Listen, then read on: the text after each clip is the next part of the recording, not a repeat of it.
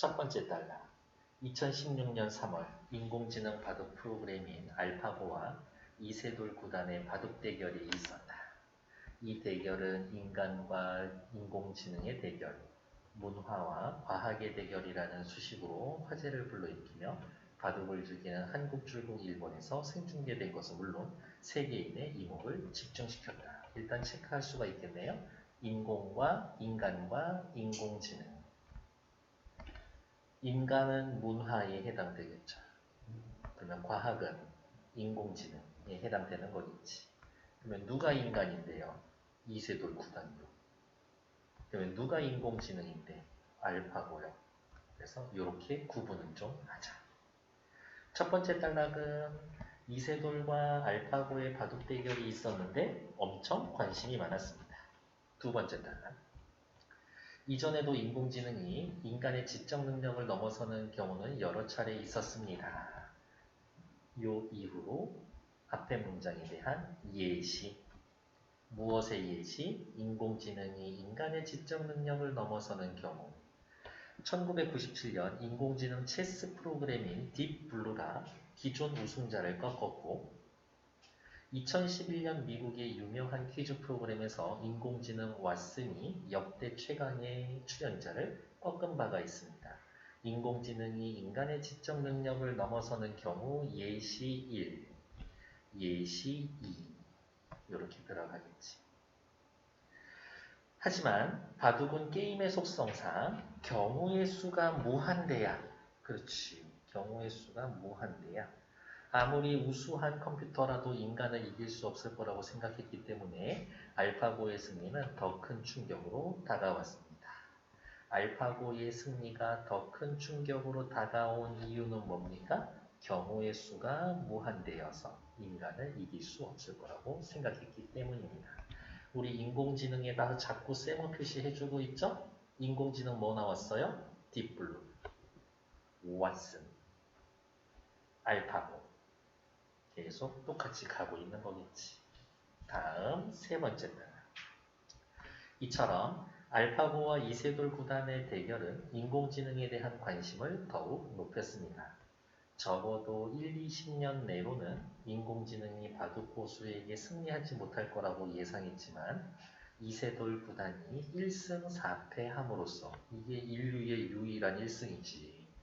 인공지능이 바둑 고수를 넘었으니 증명이 되었습니다. 여기까지 뭐 특별히 문제될 거 있을까요? 다 귀엽죠? 네 번째 단락. 구글이 소유한 인공지능 개발 기업인 딥마인드가 창조해낸 알파고는 딥마인드라는 회사가 알파고를 만들었군요. 알파고는 최첨단 정보통신 기술이 총동원된 인공지능 바둑 시스템입니다. 알파고가 뭡니다 라고 하면서 알파고에 대해서 소개해주고 있죠. 바둑의 확률을 수학적으로 계산해내는 것이 불가능하기 때문에 알파고는 무작위로 바둑돌을 대입해보며 예상 확률을 알아낸 뒤 가장 가능성 높은 수를 선택하는 몬테카를로 트리 방식을 바탕으로 합니다. 그러면 이렇게 체크할까요? 몬테카를로 트리 방식. 몬테카를로 트리 방식이 뭐예요? 라고 물어보신다면 여기 하시면 되지. 어디 있을까? 무작위로 대입해보면서 예상 확률을 알아내고 가장 가능성 높은 수를 선택하는 것. 몬테카를로 트리 방식에 대한 개념을 정의해주고 있다. 몬테카를로 트리 탐색지는 선택지 중 가장 유리한 선택을 하도록 돕는다. 예를 들어 또 예시죠. 알파고가 검은 돌로 대결을 벌인다면 흰 돌을 어디에 놓으냐에 따라 검은 돌을 둔다라는 의미다. 당연히 최적의 선택이 반복될수록 대국은 유리하게 풀립니다. 그러니까 알파고는 계속 돌을 놓을 때마다 최적의 선택을 했기 때문에 유리하게 풀리고 결국엔 이겼습니다겠지. 다음 다섯 번째. 일반적으로 말하는 인공지능은 사실 딥러닝으로 이루어지는 강화학습을 말합니다. 일반적으로 말하는 인공지능 네모 딥러닝으로 이루어지는 강화학습을 말합니다. 일반적으로 말하는 인공지능의 역시 개념. 일반 컴퓨터는 정해진 규칙에 따라 연산을 수행하면서 예 또는 아니오 결과를 낳습니다. 일반 컴퓨터는 정해진 규칙에 따라 연산을 수행하며 예, 아니오 결과를 내놓는다. 반면에 딥러닝은 밑에다가 대조 연산 과정에 여러 층을 두어서 연산 과정에 여러 층을 둔다. 컴퓨터 스스로 정보를 잘게 조각내어 작은 판단을 내리고 이게 포인트네. 판단을 내리는 거. 스스로 판단해. 그리고 그것을 종합해서 결과를 내놓는다. 즉, 앞에 했던 말을 어떻게 해요? 다시 설명해 주겠다라는 거죠. 딥러닝은 다층 구조의 정보망을 기반으로 하는 기계학습으로 딥러닝 네모 딥러닝은 다층 구조의 정보를 기반으로 하는 기계학습의 한 분야로 다량의 데이터에서 높은 수준의 추상화를 가능하게 하는 방법이다. 괜찮나요? 다섯 번째 딸랑 내용은 뭐라고 정리하면 되겠어요? 일반적으로 말하는 인공지능과 딥러닝의 차이점.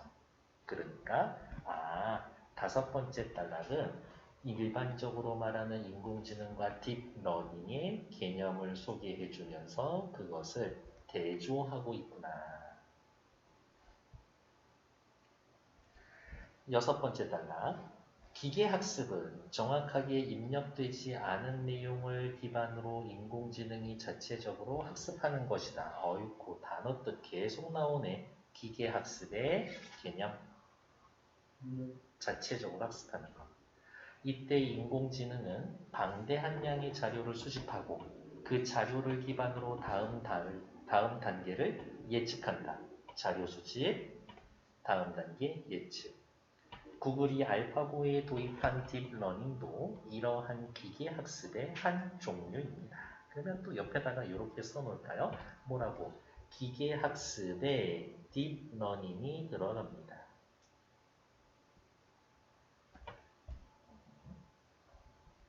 딥러닝은 기계학습의 한 종류다. 알파고의 개발자인 데미스 하사비스 박사는 알파고를 개발하면서 프로 바둑 기사의 대국 기보를 3천만 건을 입력했다고 말한다. 시험 보기 전에 본 책의 양이 달라. 인간은 3천만 건을 입력하는 것 자체가 불가능하지. 이후 알파고는 입력된 기보를 바탕으로 쉬지 않고 바둑을 두며 학습했는데 일단 입력이 되어야 그것을 바탕으로 바둑을 두며 학습을 하고 무려 1000년에 해당되는 시간만큼 바둑을 학습한 수준이라고 이야기를 합니다. 알파고는 경기를 진행하면서 경험을 쌓아 스스로 학습하고 전략을 짰기 때문에 개발자도 알파고가 어느 단계까지 진화할 수 있을지 의문이라고 했다. 알파고가 이세돌 구단을 상대로 연습할 수 있었던 이유는 스스로 진화하는 학습 능력을 갖췄기 때문이다. 스스로 진화하는 학습 능력을 갖출 수 있었기 때문에 이세돌을 바탕으로 연습할 수가 있었다. 그걸 먼저 물어봤어야 되네. 혹시 바둑 둘 줄 아니? 옛날에 그래요? 그럼 뭐 수 놓고 집수 계산할 수 있고? 그래?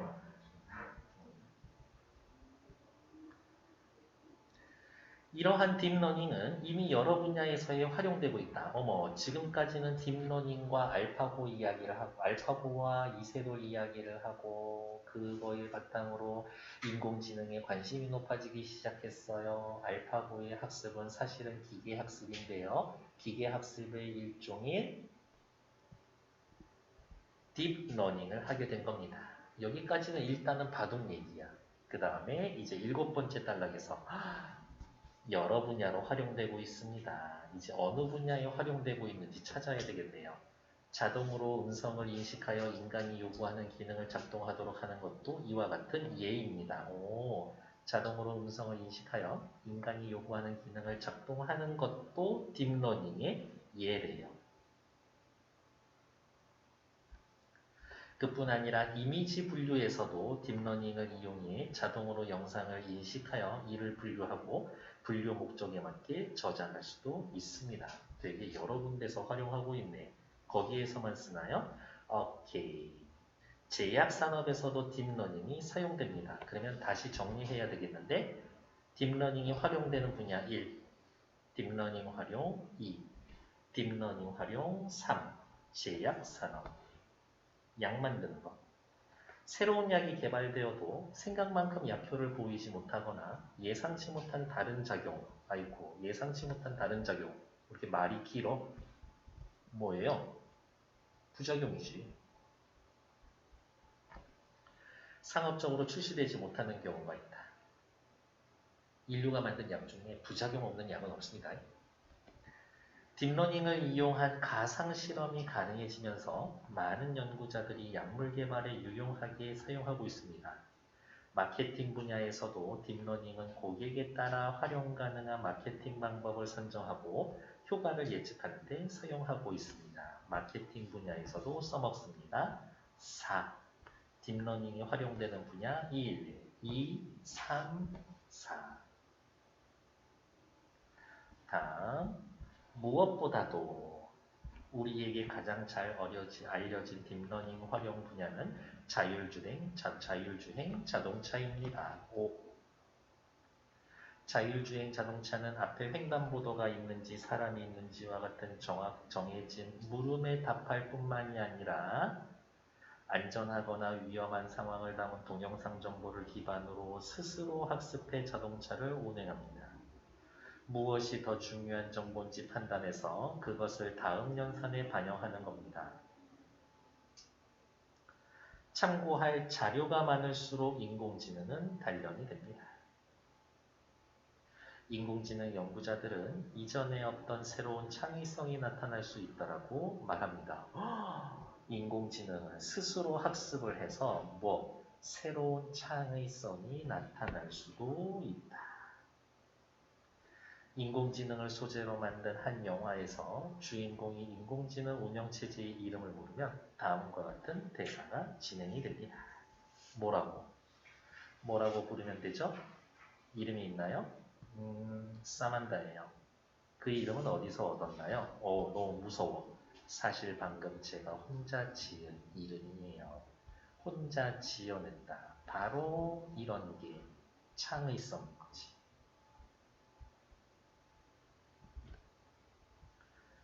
사만다 프리우스 4세 이랬으면 어땠을까? 더 충격적이었을 것 같긴 한데. 10번째.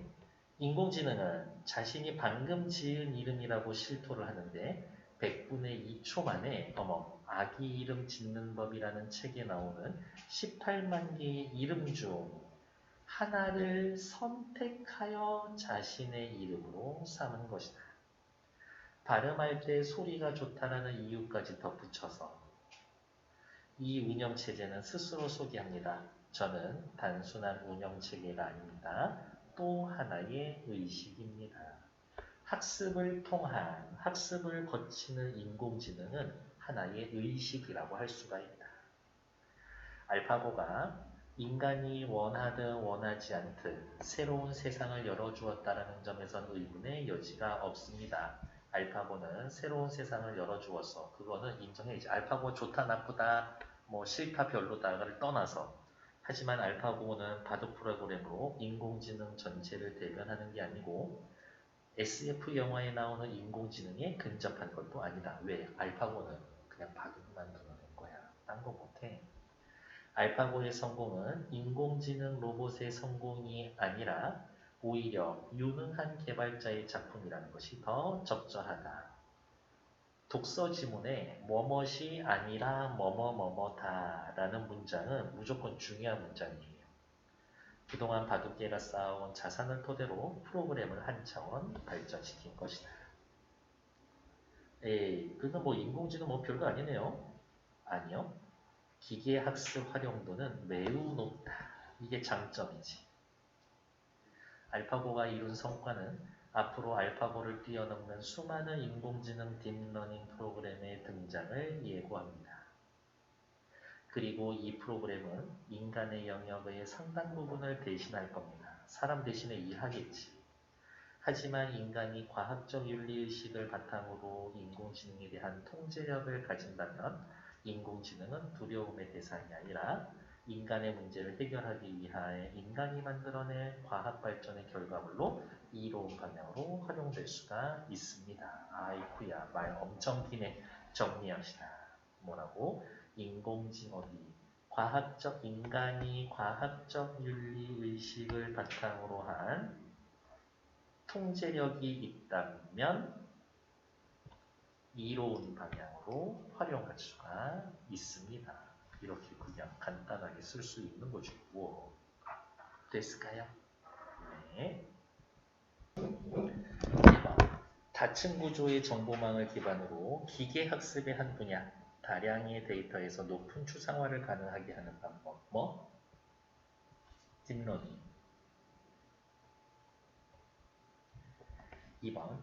인공지능은 방대한 양의 자료를 모하고 수집하고 다음 단계에 무슨 일이 벌어질 것이다 예측한다. 이세돌 구단과 바둑을 치룬 알파고는 경기를 진행하면서 경험을 쌓아 스스로 학습하고 전략을 짜는 학습 능력이 있다. 삐리리리는 뭐예요?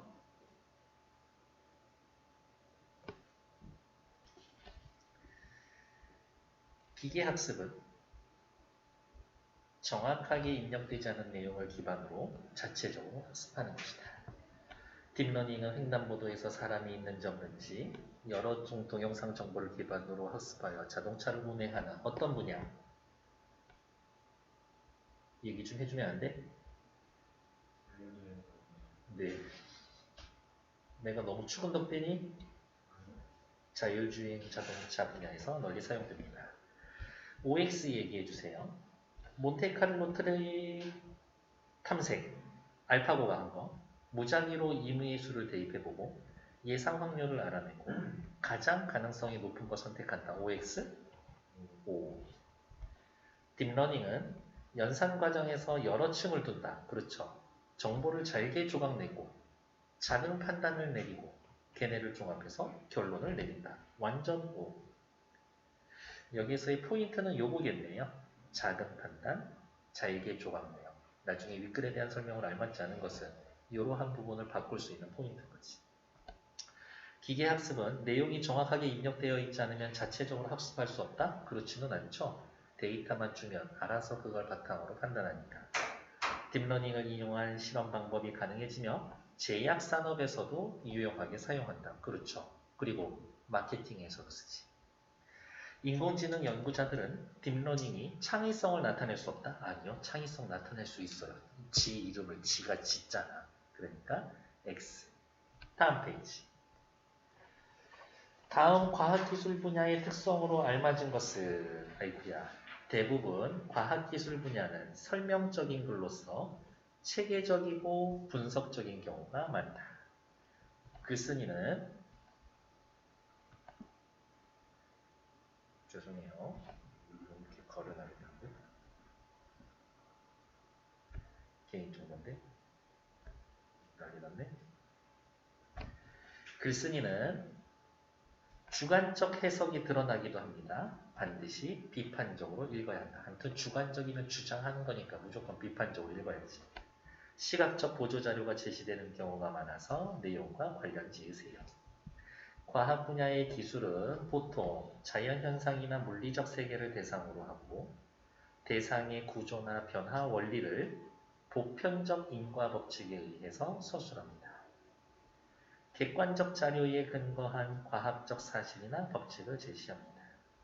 자연과학 이야기도 있고 과학에 관한 일반적인 글도 있고 과학에 대해서 사람들이 어떻게 생각하나 뭐 그런 걸 쓸 수도 있는 거지.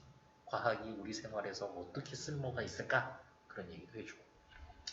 기술 분야의 글은 기술공학 원리나 법칙, 과학 이론을 실제로 적용해서 인간 생활에 유용하게 가공한 다양한 기술에 대해서 서술해 줍니다. 밑에 과학기술 분야의 글을 읽는 방법, 과학적인 무엇, 개념과 원리를 파악하면서 읽습니다. 여기 밑에 대놓고 나와 있네요.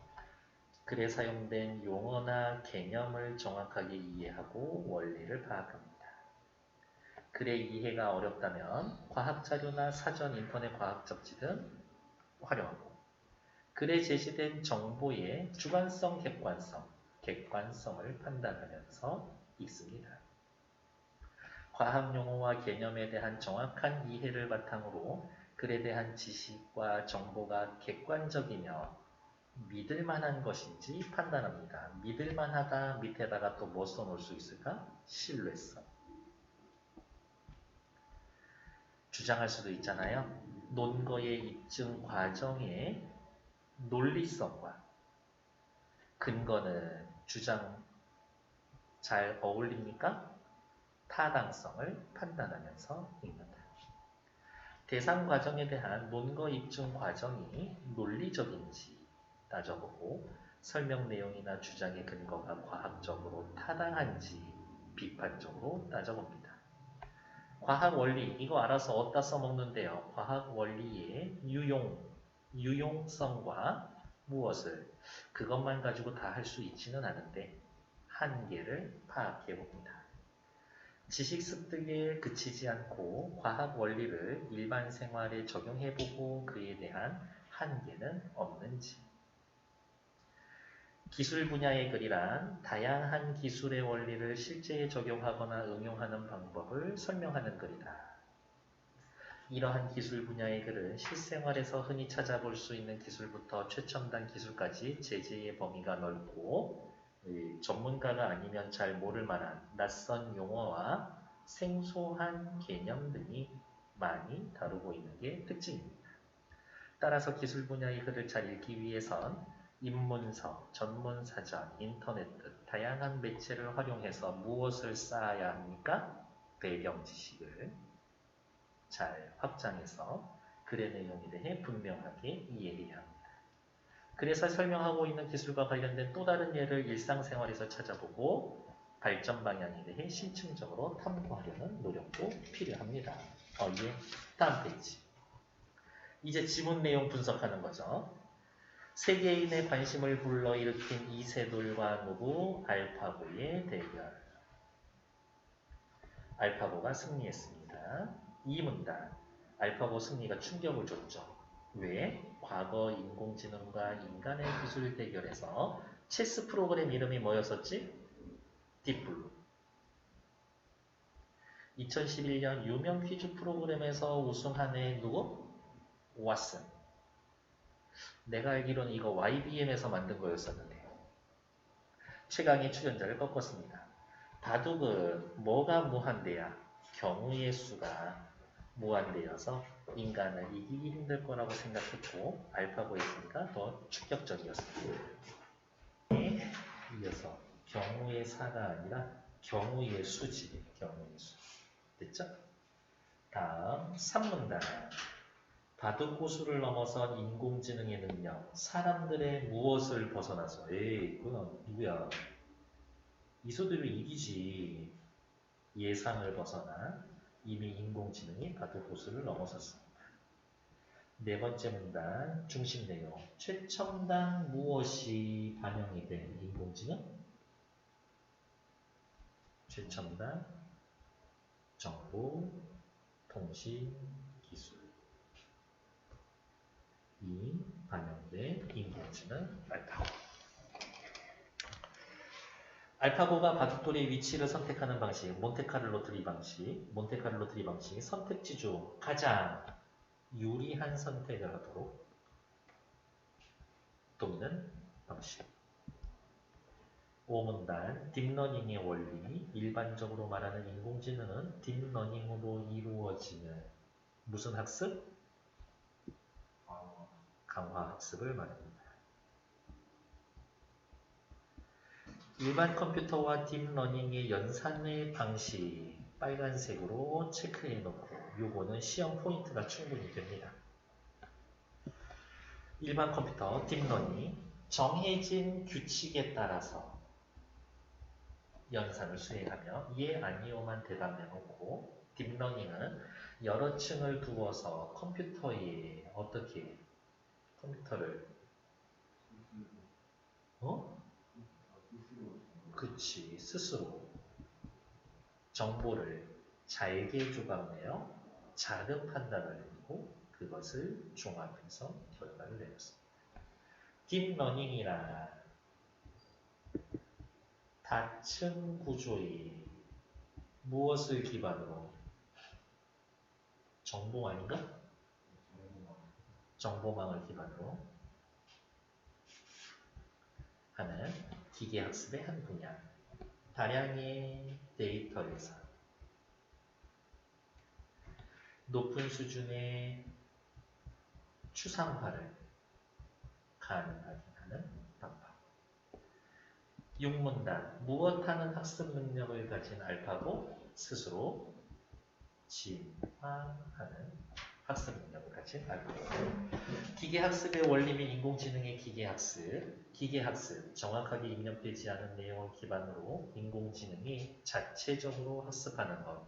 또 포인트는 어디예요? 여기죠. 정확하게 입력되지 않은. 이때 인공지능은 막대한 양의 정보를 수집하고 그 정보를 기반으로 다음 단계를 예측합니다. 알파고도 딥러닝도 기계학습의 한 종류입니다. 기계학습.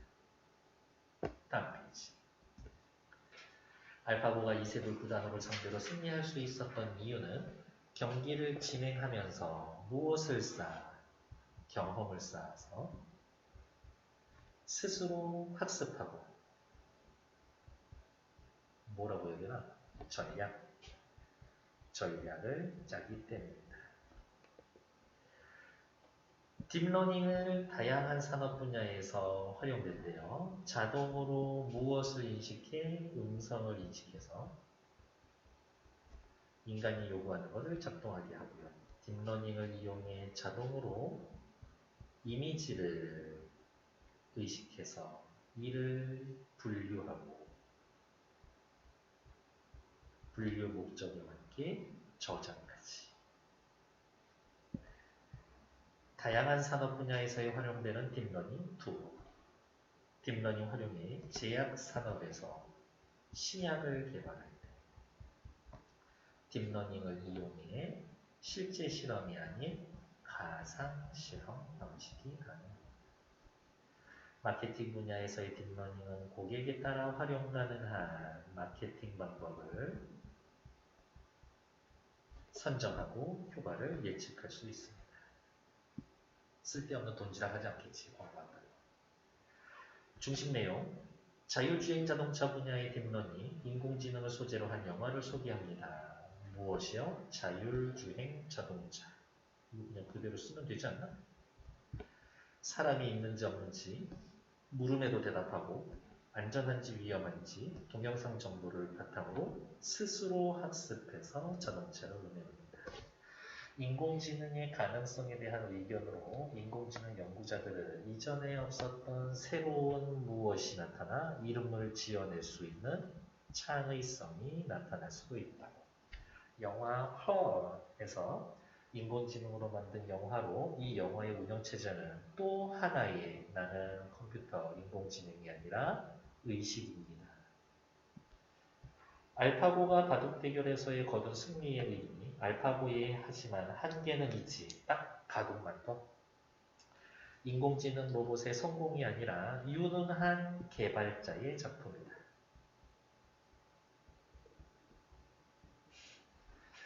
중심 내용 인공지능을 이로운 방향으로 활용하고자 합니다. 알파고의 성과, 알파고를 뛰어넘는 수많은 인공지능 딥러닝 프로그램의 등장을 예고하고 이 프로그램이 무엇에 상당한 인간의 노동력이었나? 인간의 영향력.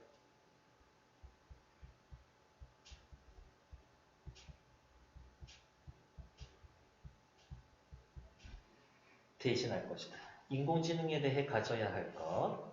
인간이 가져야 할 때도 인간의 무엇을 인간이 과학적 윤리의식을 바탕으로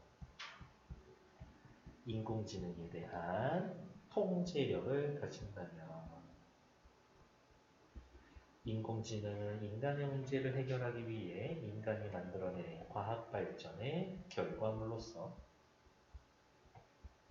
이로운 방향으로 활용될 수 있을 겁니다. 제재구조, 이제 마지막 정리가 되겠죠. 인공지능 알파고와 이세돌 구단의 바둑 대결이 보여진 인공지능의 발전, 중간 부분 알파고를 통해서도 딥러닝의 원리, 다양한 분야에서의 활용되고 있는 딥러닝, 인공지능의 미래와 우리의 과제, 알파고의 개념과 특징. 오늘도 손님 없대. 핑계는 걔랑 공부하고 책 보고 그리고 자고 가도 돼? 와, 벌써부터 앞에 연막을 친다니까. 최첨단 정보통신 기술이 총동원된 인공지능 바둑 시스템이죠. 구글이 소유한 인공지능 개발 업체, 여기 딥마인드. 방대한 양의 자료를 수집하고 그 자료를 기반으로 예측하는 인공지능 시스템. 정확하게 입력되지 않은 내용을 기반으로 인공지능이 자체적으로 학습하는 기계학습. 기술을 활용하여 연산을 수행합니다. 가장 가능성이 높은 수를 선택할 때 몬테카를로 트리 탐색. 몬테카를로 트리 탐색 기술을 사용합니다. 딥러닝을 활용합니다. 어디에서 활용할 수가 있어요? 음성인식하고 제약산업에서 사용하고 이미지 분류하고 자율주행 자동차에서. 테슬라는 그 자율주행 그 시스템만 한 1,000만 원 하던데 이게 옵션이더라고. 제재개관, 설명문이 비어 해설적 분석적이고 인공지능 딥러닝, 주제, 인공지능의 미래와 인공지능의 핵심 기술이 무엇, 딥러닝에 대한 소개. 인공지능과 화제를 일으켰었던 바둑 대결에 독자의 흥미를 유발합니다. 인공지능이 활용되고 있는 여러 분야를 소개하며 효과적으로 내용을 전달합니다. 밑에 거 대화의 일부분입니다. 빈칸을 채워봅시다. 딥러닝이란 뭘까? 딥러닝이란 기계학습의 한 종류로 불러주세요. 썼어요? 다량의 데이터에서 높은 수준의 추상화를 가능하게 하는 것이 특징이야. 이러한 딥러닝 기법은 현재 여러 분야에서 활용되고 있대. 맞아. 대표적으로 자율주행차가 있어. 이 외에도 자동음성 인식,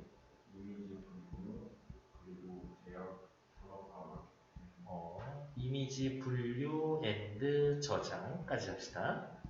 그리고 제약산업, 하나 더 앤드 마케팅 분야에서 활용되고 있어. 이러한 인공지능이 참조할 만한 자료가 많을수록 단련이 많고 이전에 없던 창의성이 나타난대. 그럼 우리는 어떻게 해야 될까? 무엇을 가지고? 과학적 윤리의식과 인공지능에 대한 통제력. 그렇지. 과학적 윤리의식과 또 무엇을 가진다고요? 그렇지. 인공지능에 대한 통제력을 가져야 합니다. 이렇게 생각해. 됐을까? 오케이. 수고했어.